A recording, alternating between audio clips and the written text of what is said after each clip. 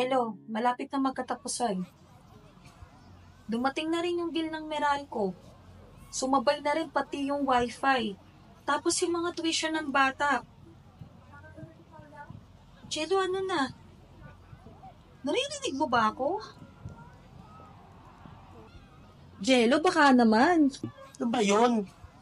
Alam mo namang ang hina ng biyahe ng tricycle. At alam mo naman na pagdadrive lang ang alam ko.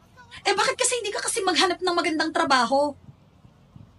Bakit kasi hindi ka rin maghanap? Para dalawa tayo. Kita mo nga wala kang mag-aalaga sa mga bata, di ba? Ikaw yung lalaki, dapat ikaw yung nag-provide eh. Hindi ako. Mahina nga yung kita, kasalanan ko ba na walang sumasakay? Pwede ba yung mga katwiran mo? Sa mga naniningil? Kumilos ka. Oh, saan mo punta? Nag-uusap pa tayo. Maghahanap ng pera. Ano ba yan?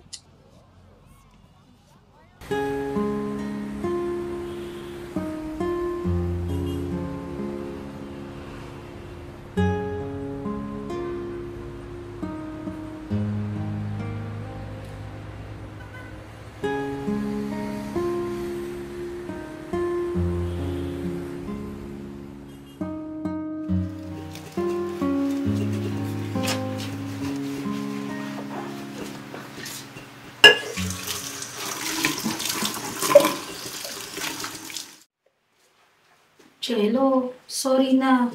Alam mo naman na pagtuwi talagang katapusan eh. Talagang mainit yung ulo ko kasi andyan na yung mga bayarin. Sensya ka na din. Nabigla kasi ako sa bunganga mo kanini. Ay, teka, may nalaman ako. Nag-aalok daw si Kong PM Vargas ng libreng tulong pinansyal para sa mga kapusang kita. Talaga? Maganda balita yan, Mara. Tara, punta tayo sa district office, tapusin ko na tinugasan. Init? Init nga.